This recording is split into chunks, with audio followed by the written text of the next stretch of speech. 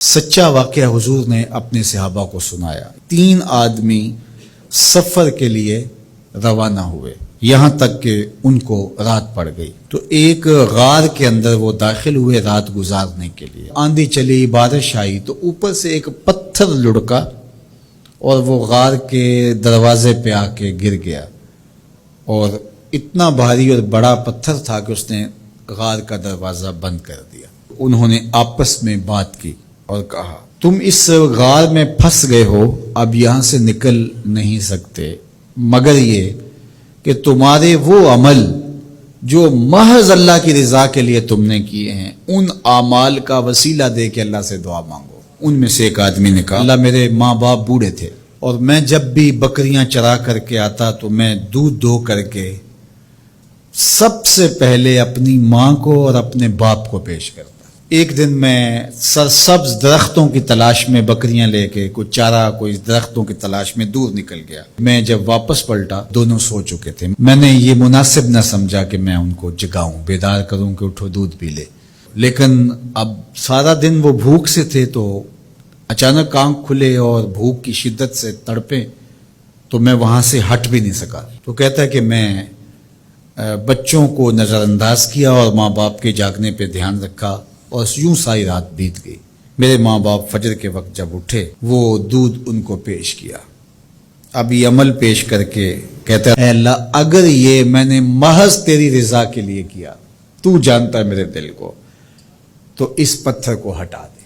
تو پتھر تھوڑا سا سرک گیا لیکن اتنا نہیں تھا کہ وہاں سے یہ باہر نکل سکے۔ اب دوسرے کی باری آئی، اس نے کہا، اے اللہ میرے چچا کی ایک بیٹی تھی جو مجھے بہت زیادہ محبوب تھی، مرد عورت کے ساتھ جتنی محبت کرتا ہے اس طرح میرا اس کی طرف رجحان قلب تھا، تو میں نے اس کو اپنی خواہش کی تکمیل کے لیے کئی بار کہا لیکن اس نے کہا کہ یہ نہیں ہو سکتا۔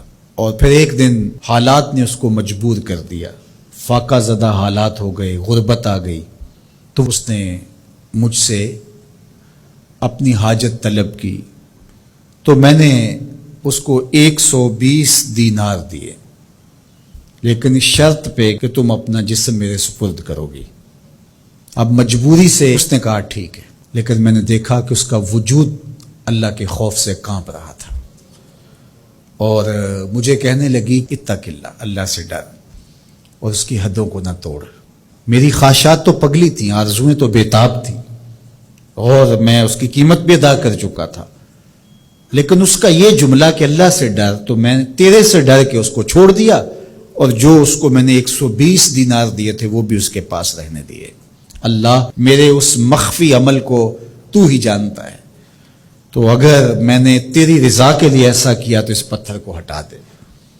تو پتھر تھوڑا سا ہٹ گیا، سوراخ تو زیادہ ہو گیا لیکن ابھی بھی وہاں سے گزرنا ممکن نہیں تھا۔ اب تیسرے نے کہا، اے اللہ میں مزدوروں سے کام لے رہا تھا اور ان کی مزدوری میں نے دے دی، ایک مزدور بتائے بغیر چلا گیا، تو میں نے کیا کیا کہ اس کے مزدوری کے پیسے کاروبار میں لگا دیے، کاروبار میں برکت ہوئی اور بہت زیادہ وہ کاروبار جو اس کی مزدوری سے شروع کیا گیا تھا پھیل گیا۔ تھوڑی سی مزدوری تھی لیکن کاروبار بہت پھیل گیا۔ اب میں اس کے اندر کچھ ایک آنا ٹگا نہیں لیا۔ ایک عرصے کے بعد وہ شخص آیا، اس نے کہا مجھے میری مزدوری دے۔ تو میں نے کہا یہ بکریاں، یہ بھیڑیں، یہ اونٹ، یہ غلام، یہ نوکر چاکر، یہ سب کچھ ہے، یہ تیری مزدوری ہے۔ تو اس نے کہا میرے ساتھ مذاق نہ کر، وہ میں تو مزدوری کے وہ چند جو لینے آیا ہوں اور آپ کہتے ہیں یہ سب کچھ تیرا ہے۔